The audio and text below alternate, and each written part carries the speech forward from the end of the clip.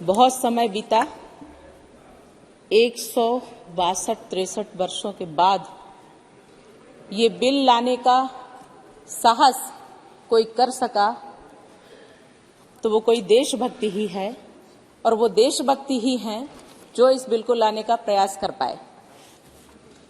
इसके लिए जिजीविषा की आवश्यकता होती है, जो जिजीविषा हर किसी व्यक्ति में नहीं होती, और जिसमें होती है वह अपने देश के लिए समर्पित होता है।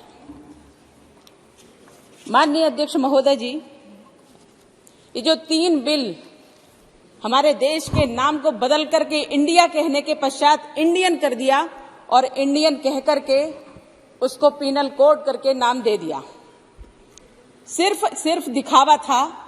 जो बता दिया ये हमारा है, लेकिन हमारा नहीं, हमारा ही तुम्हारे लिए है। हम अभी भी मालिक हैं और तुम अभी भी गुलाम हो। ये मानसिकता लेकर के ये बिल हमें दे दिए गए थे, लेकिन स्वतंत्रता का मान रखने वाले लोग जो सत्ता पर बैठे वो कभी रख ही नहीं पाए। हमें अधिकार प्राप्त हुआ, स्वतंत्रता का अधिकार प्राप्त हुआ, संविधान का निर्माण हुआ, हमें अधिकार दे दिए गए कि संसद दी गई और हम इस पर नियम बनाए, लेकिन सत्ताधीश उस समय के लोग जो 65 वर्षों तक शासन किए, उन लोगों के अंदर वो जिजीविषा का अभाव था, उनके अंदर देश के प्रति निष्ठा का अभाव था, जिसके कारण आज हम इस ब्रिटिश कानून को बदलने के लिए आए हैं। लेकिन इतने वर्षों तक जिन्होंने झेला है उसकी हमें कल्पना भी नहीं है। हम ये कह रहे थे हम भारतवर्ष में, स्वतंत्र भारत में सांस ले रहे हैं, लेकिन हम स्वतंत्र भारत के कानून के अंतर्गत नहीं है, ये हमें आभास हो रहा था, ये हमें झेलना पड़ रहा था। इतने वर्षों की गुलामी के बाद जब भारत स्वतंत्र हुआ तो क्या हमारे पास ऐसा कौन सी कमी थी जो इतने 65 वर्षों में ये कांग्रेस की सरकार और तत्कालीन जो सरकारें थीं वो नहीं कर पाई? क्या कारण था कि इतना समय लग गया?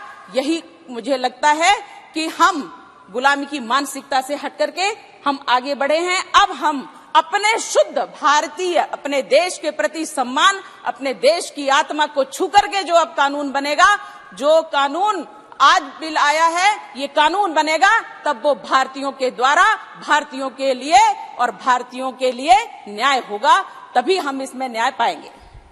भारतीय न्याय संहिता 2023, भारतीय नागरिक सुरक्षा संहिता 2023, भारतीय साक्ष्य अधिनियम 2023। महोदय, अब इसमें जब भारतीय लगा है तो दंड भी प्रारंभ में नहीं है। उन्होंने तो हमें सिर्फ दंड देने के लिए प्रारंभ किया था कि इनको दंड संहिता बनाओ और सबसे पहले इन्हें अपराधी घोषित करो, क्योंकि सीआरपीसी जब आया पहले 1898 में था और उसके बाद इन्हीं लोगों की सरकारों में 1973 में बना। 25 वर्षों के बाद, 30 से 30 वर्षों के बाद जब ये कुछ कानून बना पाए तो इन्होंने हमें दिया जल्दी सीआरपीसी। आपकी बात उस सीआरपीसी के अंतर्गत महोदय मैं सिर्फ एक बात कहना चाहूंगी कि कितने साधु संतों ने, अभी हमारे एक साथी, संसद के साथी कह के गए हैं कि हमारे मुस्लिमों पे ये किया जाता, मुस्लिमों पे ये किया जाता। मैं कहना चाहती हूं कि क्यों पीड़ा हो रही है? तुम्हारे तो ऊपर बहुत बड़े लोगों का हाथ था। कह दिया जाता कि इनको जमानत दे दो, क्रिमिनल होने के बाद भी उन्हें जमानत मिल जाती है। मैं आज धन्यवाद करती हूं प्रधानमंत्री मोदी जी का, धन्यवाद करती हूं अमित शाह जी का। मैं कुछ कोट करना चाहती हूं महोदय। 1 मिनट में आपका उसमें आप थोड़ा सा मुझे समय दीजिए प्लीज। मैं पहली बार इस बिल पे बोल रही हूं, पहली बार बोल रही हूं। मंत्री जी रिप्लाई करना चाहते हैं। माननीय अमित शाह जी ने कहा,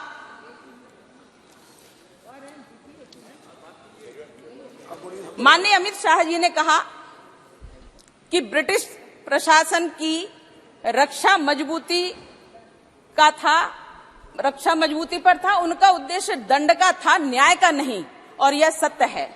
हमने माननीय प्रधानमंत्री मोदी जी का भी एक इंटरव्यू में उनका एक कथन सुना।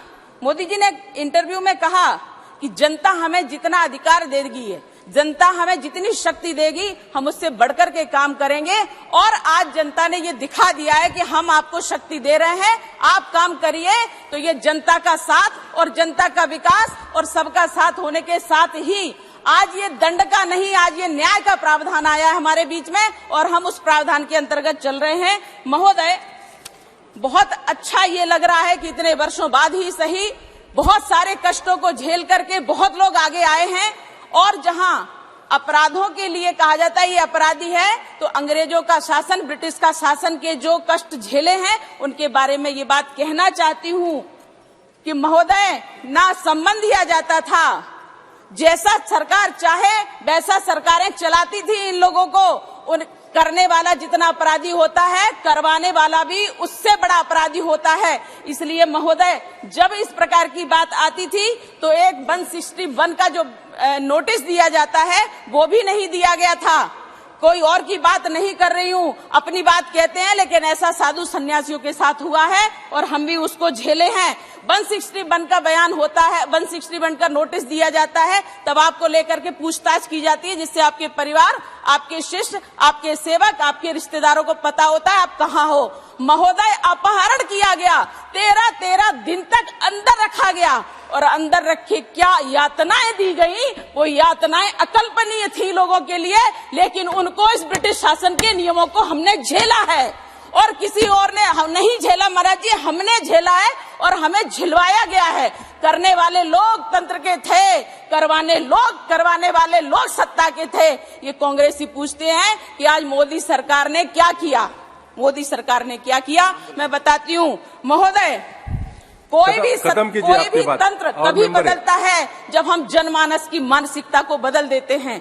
महोदय, जनमानस को बदलने के लिए उसका विकास जरूरी है, जनमानस को बदलने के लिए उसकी सुरक्षा अनिवार्य है, जनमानस को बदलने के लिए देश की सीमाओं को सुरक्षित करना अनिवार्य है, जनमानस को बदलने के लिए उनको रोटी और कपड़ा के साथ शिक्षा और शिक्षा के साथ न्याय देना जरूरी है। जब ये सब माननीय प्रधानमंत्री मोदी जी ने दे दिया, हर किसी वर्ग का विकास कर लिया, उसके बाद जब न्याय की व्यवस्था आती है तब हम इसके अंतर्गत आते हैं। महोदय, इतने वर्षों बाद लाने का 10 वर्ष हमारे माननीय प्रधानमंत्री मोदी जी के शासनकाल के 10 वर्ष हुए हैं, लेकिन ये चिंतन लंबा रहा, ये चिंतन जिजीविषा का है। इसलिए आप अपनी बात खत्म कीजिए ना, मेरी बात पूरी होने दीजिए। नहीं, और भी मेंबर है, आपकी बात खत्म कीजिए ना, जो सुझाव रहेगा वो सुझाव दीजिए। 5 मिनट दे दीजिए। 5 मिनट नहीं, अब अपनी बात 1 मिनट में खत्म कीजिए। 1 मिनट के बाद हेमा जी बात करेंगे।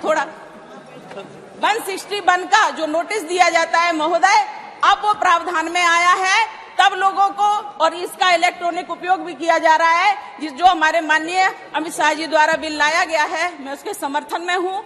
महोदय, 161 में जो इलेक्ट्रॉनिक का उपयोग किया जा रहा है कि हम इलेक्ट्रॉनिक के द्वारा, मोबाइल के द्वारा, ईमेल के द्वारा ये सब चीजें भेजेंगे, तकनीकी का उपयोग किया जा रहा है। 164 का बयान जो जज के सामने होता है, अकेले में होता है, लेकिन उस पर दबाव बना करके पूरा दिलवाया जाता था, जिससे अपराधी छूट जाते थे। महोदय, अब नहीं छूट पाएंगे। हेमा मालिनी, नहीं, और भी मेंबर है, आप अपनी बात जल्दी खत्म कीजिए। चाहती हूँ अंतिम बात खत्म कीजिए। ये हमारा अपना देश है, अपना कानून है और अपना अनुशासन होगा, तब इस देश में सही से विकास हो पाएगा, जिसकी ओर हम चल पड़े हैं। बस इतना ही कहेंगे कि कुछ नियम अंदर इसके लाने की आवश्यकता है कि जो अब किसी और को ना झेलना पड़े।